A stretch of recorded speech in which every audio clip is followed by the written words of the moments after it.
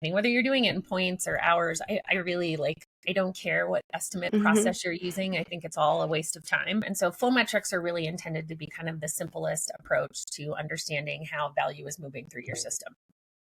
There are 4 key flow metrics. It's throughput, cycle time, work item age, and work in progress. We have a tendency to try to dismiss certain parts of our data to be like, oh, well, that's an anomaly because that had dependencies. Well, if your system is set up in a way where work is getting stuck in the system because it's done in development but can't be deployed because of some other kind of dependency, whether that's an internal or external dependency, that is the reality of the system that you work in. So that data is still valid, right? And it's still taking you more than 200 days to deploy a feature.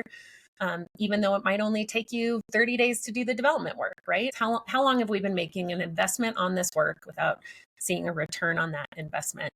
And so it's kind of shifting the way that we're talking about work item age to kind of the monetary side of it, right? The cost of doing business and the cost of sitting on that undeployed work. A lot of what we're trying to do when we talk about flow metrics from a Kanban perspective is understand what action we should take based on the data. And so we're trying to simplify that for the teams, make that data visible, but then also help it drive better decision making every day. So I would like to talk about the flow metrics, the pragmatic implementation of Kanban in how we can leverage it with our teams, how we can help get things done and use the probability it provides to say when it will be done, the most important question of our work lives. Hello, everyone. It's Maria, and we are back in the Agile State of Mind podcast. And today I have with me Colleen Johnson. Hi, Colleen. Hi, Maria. Hi, everyone. It's lovely to see you. Colleen, if you didn't know Colleen, she's the CEO of prokanban.org and the co-author of the Kanban Packet Guide. We work together in ProKanban. Since I'm the Kanban trainer, it would make you my boss, right? But I would never think about yeah, I would never think about Colleen as a boss. It's like the total oxymoron. Yeah, but we do collaborate together, and we met last year for the first time live in Dallas on Agile 2024. And I loved your talk about 12 ways of how flow metrics show up in everyday life. So I really liked how Colleen puts everything into pragmatic everyday use. So we feel some parts of Kanban or flow metrics are kind of enchanted. And this is how we can make it. No. Let's see how we anyway use it in everyday life and how we can make it easy and accessible. If you want to learn more about Kanban and the way we talk about Kanban, because this is also the prokanban.org and the Kanban guide, and I really like the approach. So I will just make like a short introduction because for me it's very simple. It doesn't have many rules. It's more about how to make the flow go more optimal way through the workflow. So I like to make things simple, and Kanban guide makes Kanban really simple. You can learn more about it if you go to prokanban.org. And also, if you grab a copy of the Kanban Packet Guide, it's available on Amazon, and you can have like a real book now. I would like to start from what are flow metrics and why are they so important? Awesome. Well, yeah, this is a great topic, and I think it's an important one. And what you said so true, Maria. I think so many organizations get really caught up in they have maybe too much data or so much data they don't know how to use it or they don't believe it. And so flow metrics are really intended to be kind of the simplest approach to understanding how value is moving through your system. There are 4 key flow metrics. It's throughput, cycle time, work item age, and work in progress.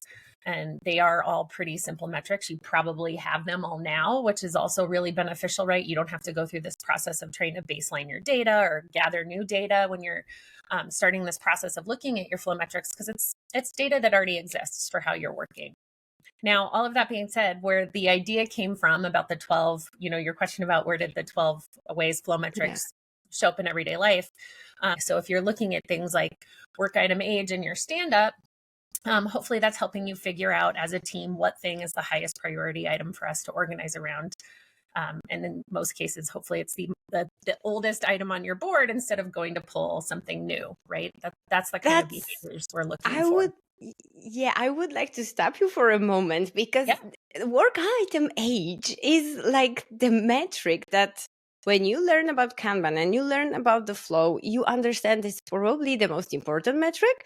right. Yet, I don't think many people know it exists and many people know what it means. And it was today, I was asked by a team to come and talk with them about their workflow because they are not typical team. It's not a development team. It's a technical knowledge team. And we were talking and I was talking to them, you could think about the sprint goal, what's more important, because they were asking me what we should refine first, like what should be the most important, how do we even prioritize? And I'm like, well, you probably have something that has a due date, or, and I was trying to do the same thing I usually do with the teams. Like, oh, if this is your sprint goal, that's probably the most important thing. But why do you even do the rest? And then they were like, yeah, but everything is important. Like, yeah. And I'm like, happy, great. Everything you do, you actually want to finish.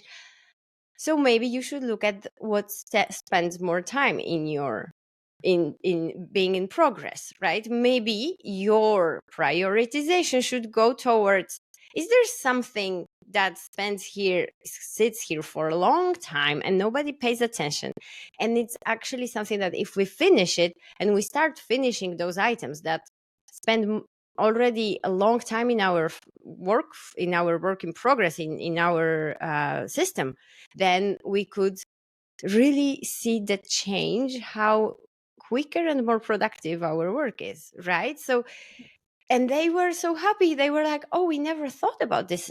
And how do you see that as well? How is it possible that the most important metric is the metric that we never look at? Well, I think there's a couple reasons, right? I think it's easy to, like I was in a conversation yesterday, for example, where somebody asked about, we were looking at work item age of features. And for this particular board, they had over 50 features in development. And, I started asking some questions about like, okay, well, let's take a peek at how old each of the features are that are currently in development. And there was a couple that were over 200 days old. And for this particular organization, they were doing a quarterly planning cycle where they were figuring out what features to pull in every quarter. And I was like, well, it looks like there's stuff in here that's more than a quarter old, just in the development column. So let's talk about what's happening with those. Why are they stuck? And when we started digging into it, it was like, well, there's dependencies and there's things they're waiting on. And the first question I got was, should we move these to like a holding column or a waiting on something column? And I was like, well, no, because you're still investing in those things and they're still not deployed, right? They're still not delivering any value to your customers or giving you any feedback about what the customers like or don't like about what you're working on. And so I think that I think for a lot of organizations, it's like, well, we're trying to track active time, or we're trying to track how, this one piece contributes to that overall cycle time. Right. And then also there is this part that you mentioned before, that in the end, all those metrics, they're very easy to have. You don't have to do anything like any calculation mathematical to get them. You just you can look at the past work and get those metrics from that work, right? But if you have those items that sit there forever, they won't be really important. Like, they won't give you the real value, because it will say that you on average, we don't want to talk about averages, but you can get to like 200 days. Like, you don't want to go to your product manager and say, hey, we do stuff in 200 days or less. Right? For example, right? That's probably more a symptom of the system than of the time it takes to do the work. So that's a great example where, I think, and so that, like, I think that there's an urge, I think, for a lot of organizations to like clean the data, right? And be like, oh, well, that should only be 30, we only spent 30 days developing it. It just got stuck for 150 days waiting for this dependency. But that's the reality of the system that you work in, right? That time is still real time where a customer is waiting for that feature. So I think, we talked a little bit about that post I put on LinkedIn of like the stages of grief, Yes. flow metric stages of grief. But it really is true. Like, there's this first reaction when we start looking at the data to be like, oh, that data's not right because of all these reasons. And then, oh, maybe those work items aren't right because of all these reasons, right? But those are the reality of the system that you work in. And like you said, all of that data that you have right now is indicative of maybe delays in a system that could be improved, or breaking the work down in a different way that could be improved. But it's the reality of how long it's taking you to deliver. And sometimes that number is really ugly. Yeah, that's definitely true. I have here a few topics that came to my mind to dive into. So one is from the everyday metrics. If you could give an everyday example of a work item age, and second would be to talk about those grief, the stages of grief, and how really how many there are so circumstances and everything that is surrounding the team, the meetings they have, everything of that has to be taken into account when you want to give a forecast. You and I think so many times we just think, oh well, I will imagine that I just do this thing and I have all the time in the world, and then that's the forecast that we usually give. So that's the other one. And but yeah, let's start with how would you compare this work item age to some real life examples? Yeah. Well, so I think there's a couple, and I think like we were talking about with that particular talk of how flow metrics show up in everyday life, it's more than just the metric itself. It's understanding what decision you make based on having that data available to you. One of the examples we used in Dallas was expiration dates on food, right? Mm-hmm. So you have an idea of how many days a jug of milk has been in your fridge.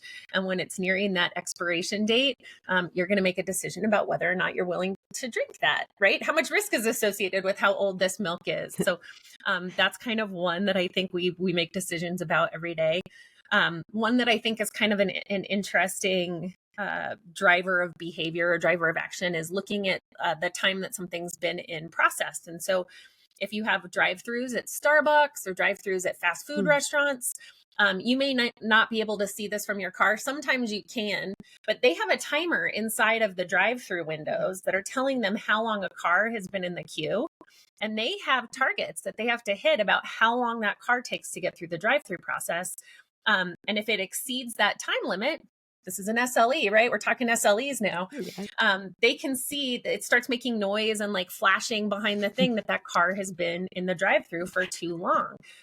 So that's driving behavior on their part, right? They probably have some kind of metrics and drivers that they have to report to on what's causing those delays internally. But that's a way that they're saying that this car has been in process in our queue for too long without receiving their food and being able to drive away and then serve the next customer. So that's another example of where that work item age is driving behavior, because there's a kind of a threshold in place, that service level expectation of how long things should take. And at some point, maybe that work item age is exceeding that threshold.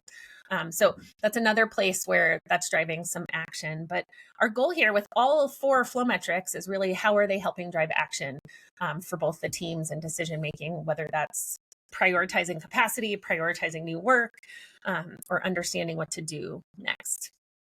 And also how they are connected to all the other metrics, right? So it's the longer an item stays in our queue, the longer the queue will take, the little law. And then we also have the part of, okay, is this the cycle time? Is this the SLE that you mentioned? We can say with some probability that items will take this amount of time in our process. And this is very helpful for forecasting. If we start having these items that are getting blocked or something happens to them and they stay in our process, creating a long queue, then we are directly impacting all the other items. And the predictions that we probably already said that this something will take 20 days or less, and we are still there, right? So it is, for me, very interesting how everything is connected.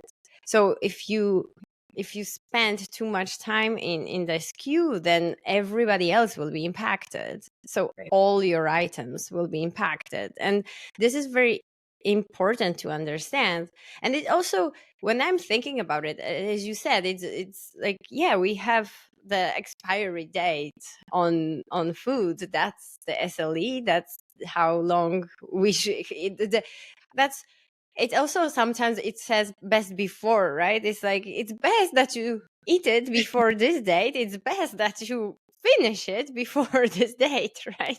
Right. Then our process is stable, because I think we don't understand many times how important it is that the system is stable, and that we don't get to those, oh, suddenly something is takes very long, and it will mess up all the metrics, and we will not, it will be hard to recover from there. So I was talking to the teams as well, and because we have this big problem of when it will be done, and we track in Jira, you can track the GA date or the due date, whatever you want to track, and then you can see how suddenly 2 weeks before the date gets moved, and then it gets moved, and then it's like, until we never know. Whenever we have conversations around it, it's all about this perfect estimate, like, oh, one day we will know, the estimate will be perfect, and we focus on getting to this perfect estimate. So we will probably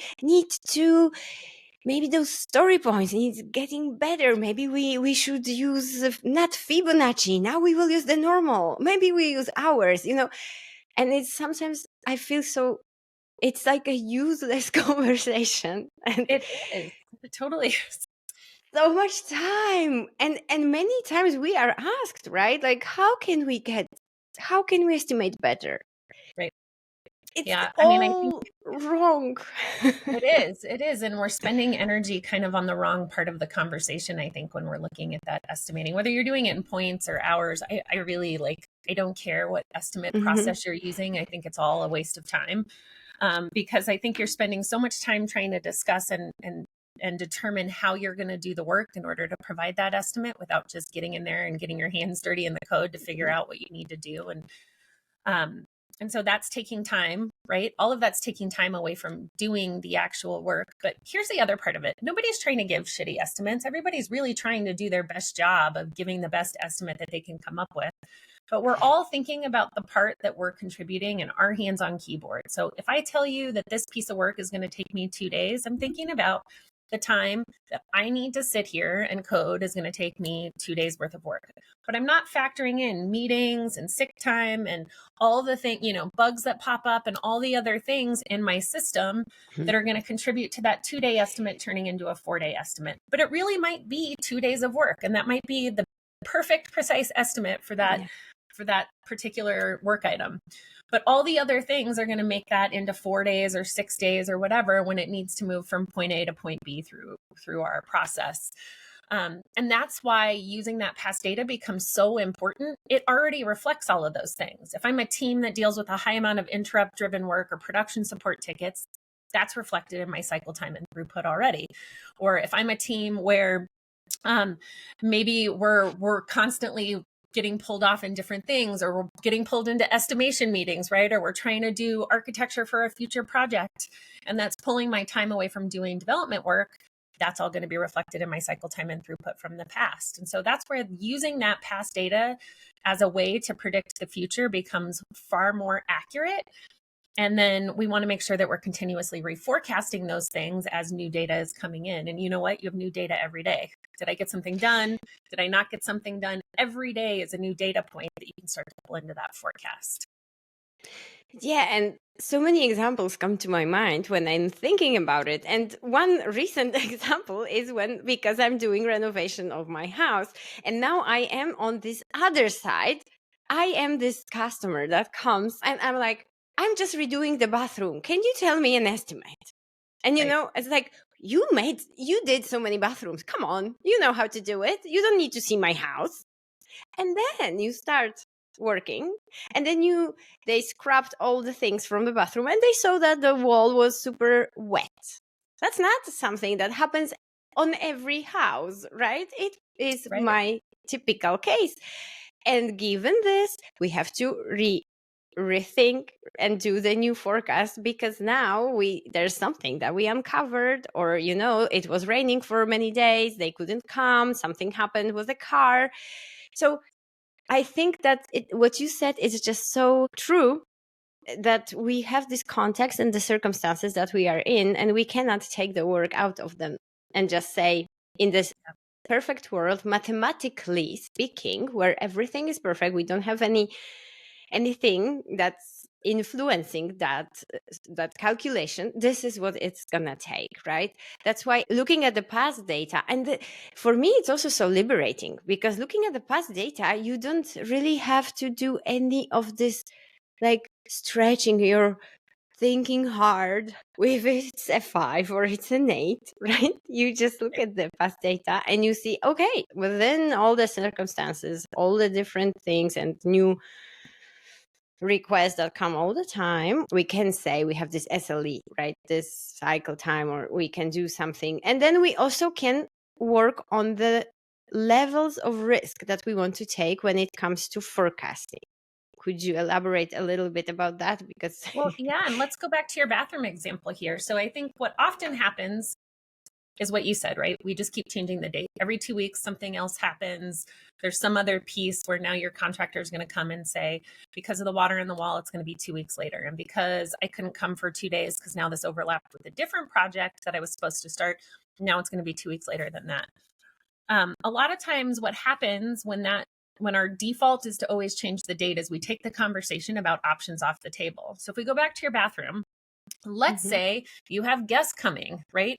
Your guests are coming at the end of March, and now there's water that's discovered in your wall, but you need that bathroom back before your guests come. So let's talk about what options we have. Maybe you have to cut back on the tile design. Maybe you have to skip painting so that the bathroom's usable for your guests, right? But now you can have a conversation about what the options are instead of the only option being you can't have your bathroom back for 2 weeks. And so when we think about risk and how risk plays into this conversation, that's really what we want to start to focus on. So if there's an 85% chance that you get your bathroom back at the end of March, and now I come to you and say there's a 60% chance, you can start to have a conversation here about what things could we do or could we change that might give me the option to have my bathroom back and usable before my guests come. And so that's really where all of those things start to tie together, where instead of it being one date with 100% certainty that we're going to have your bathroom done on this specific date, we want to talk in terms of the likelihood. What's the likelihood of hitting that date? And as new information comes to us, is that likelihood increasing or decreasing, so that we can make different decisions about how we're working and what we're working on. And that's great. And because this also changes the way we talk about it, the conversation changes, right? We suddenly talk about, hey, we know that we can do this with 85%. So we already give the risk, like there is 15% risk that we will not be able to do it within the time frame that we gave, which means we will be updating you constantly, and then you will be able to make some decisions, to take decisions. And how is this conversation usually in practice? So my question is, okay, you go, from the moment of, hey, we will have this deadline, and you have this deadline, you have to do it, I don't care, to, hello, we are now talking about risk, and we will tell you how. Like, I think it gives the team and the people responsible for giving those estimates so much more tools and ways to communicate in like non-violent communication. Like, you really have tools. You don't have to just shout at them like, we cannot do it. Or, it's also very violent in a way when you say yes, yes, yes, yes, and then it won't be a yes, but you just prevent the fight. Like, the fight will happen later. Let's live carpe diem. We are in today. Today I'm not getting this fight. So how do you see those conversations change? And especially, how those executive people that are expecting a date react when they hear about the risks? Well, I mean, I think the good part is the conversations that come out of that, right? Like I said, I think, if we go back to the beginning of our conversation here about flow metrics driving behavior and driving action, that's exactly what happens when we start talking in terms of risk, right? And so if we know now that there's a 60% chance of having the bathroom done before March 31st, we can weigh different options. And that's often not part of the conversation with stakeholders. It is usually just changing the date. And one of the things I think I see the most often when we start communicating in terms of risk is what happened, right? Why did the percentage go down, or why did Mm. our likelihood decrease? And a lot of times it's because they were told to start work on something else, right? So WIP increases, and now our likelihood of hitting that original target starts to tank. Our risk is increasing. And that usually drives a really important conversation with stakeholders about what's happening. Like you said, how are all of these connected, right? So we went from 85% likelihood down to 60% likelihood because we started work on another feature that you said was really high. It was really important for us to start on. Now that's decreasing our likelihood of hitting this date for this original feature that we were working on. So I think the big thing here is that it starts to drive discussion about the patterns and the behaviors that are contributing to the risk increasing or decreasing, and then gives you a really solid conversation around what action to take to improve that. All of these things are kind of about awareness and how do we have a better conversation sooner. And I think that this is a great tool, especially with stakeholders. If you're having a hard time, selling anybody on the idea of WIP limits, which I think is a very hard thing to sell to most organizations, having a conversation about risk and dates and the impact then on what those decisions are doing to that likelihood is a better place to start. Okay. Yeah, I have, before we go, because we are coming to the end, I have two thoughts about it, what you just said. So first one is exactly those conversations change. We don't talk anymore about this, like you have to fit it and do everything you can and that's it, because we are starting to really have a conversation. It's not by unidirectional, like I'm telling you and you just say yes and you go and you try to squeeze the team. It's more like, okay, so you would like to do this, but we are already having this in progress and we know how long it will, we said that it will take. What would you like me to move, right? So then we can say like, this is I can do it in 30 days, this I can do in this many days. How would you like to fit it? And then you kind of reflect back to people, so like, you are giving me more work, but help me prioritize then, right? And this way the conversation is so much different than okay, and then it's you are to blame because you took all of this in and promised that it will be done. Right. Yeah, and I think it creates this cycle of fear and blame, honestly, because when we see that pattern, it's like nobody wants to give a date because they're going to be held to it no matter what decisions get made that might impact that date. And then they're the bad guys when the date changes, right? So we end up in this pattern of trying to buffer things. And it's like, oh, well, we said it would be March 31st, but we're always wrong. So let's just plan for April 15th. And now that's the date, right? Regardless of what happens or what decisions get made that impact that we're holding everybody to. And it's just this awful cycle where I think it can all be really broken loose a little with better communication and that concept of communicating likelihood and risk.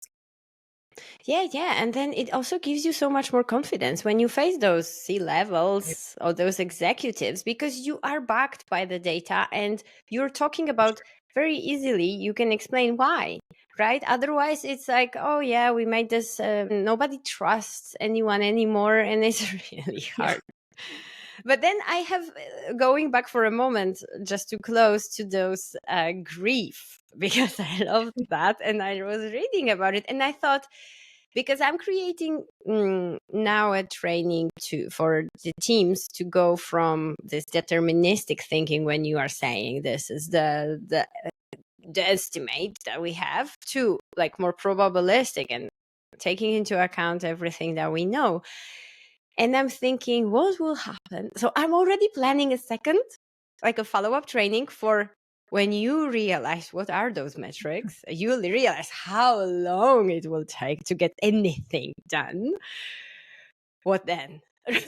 So when I saw your post yesterday, I was like, okay, this is perfect. This is what will happen. And I'm already bracing for that we see, and the data must be wrong. Like it cannot be. We cannot be this slow, right? Yeah, I mean, I think that's the first stage is usually denial. Like this data can't be right. Things can't be taking that long. That's not correct. Like I said, I think one of the things that we see the most is, well, sure, that's been in progress for 200 days, but it only took us 2 days to make the change, but we still haven't deployed it yet, right? So how long has it been sitting here? What's contributing to the fact that it is stuck. Because I think that that's kind of the next piece here is like, what's happening to the work? Why is the work getting stuck? Do we have dependencies? Are they too big, right? So then the resistance usually moves from the data to the work items themselves, of, we're not carving them up in a way that's valuable, or they're too small, or they're too big, right? There can be a million reasons, but then we start to look at the work items themselves. And then I think once we've kind of uncovered the data and then the work, the next piece is, okay, let's clean it up. And I usually call it Jira hygiene, but pick the tool flavor that you're in. And it's really just like, are we moving the tickets across the board on time? Is everything actually visible here so we can understand how much work is in progress and the impact that's having on our cycle time and throughput? Because a lot of times the first part of this is like the data doesn't reflect the work doesn't reflect all the actual work that's in place. And so the next piece is like, we need to get better about tracking what we're doing so that we have good data and that all that work is visible. And then I think then you circle back to like, okay, well, what is the data telling us? How long are things taking us, right? And so it's like, first we have to see the data to want to clean up the work, and then want to track the work better. And then once we kind of get through those phases, I think then there's a lot more confidence that the data is correct in telling us where we have issues in the system that need addressed. Great. Yeah, this was very powerful. I think it's great to see this in this way, because it's also the part of don't stop. When you first you have the resistance, it will happen. It's natural.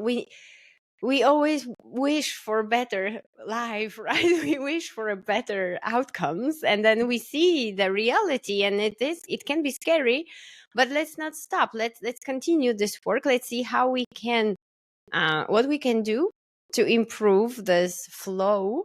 And there are many techniques, right? So we have the techniques. Let's concentrate on that, small steps, and then suddenly we will see how much better everything life is, because we don't have to spend our time estimating and quarreling about like, yeah, again, we didn't do it as everybody expected us to do it. So I think it's like it will be a bit hard at the beginning, but then the liberation will be worth it.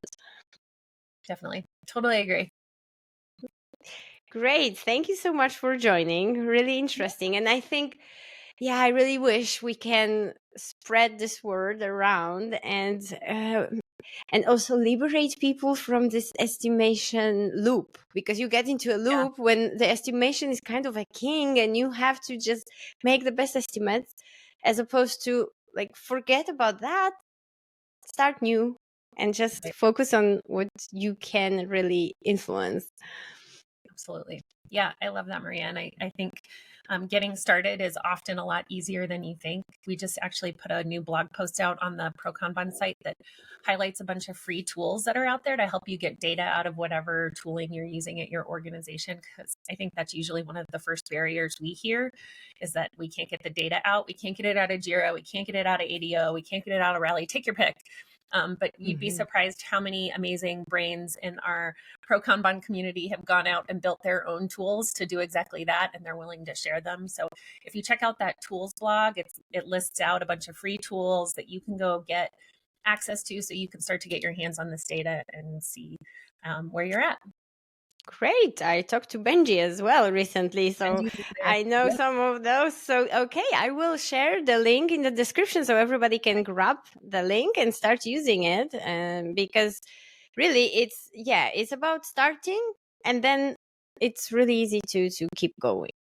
So thank you so much. Really appreciate it. And I'm happy that we could meet today here in Agile State of Mind. And yeah, hope to see you soon on one of the Agile conferences. Sounds great. Bye-bye.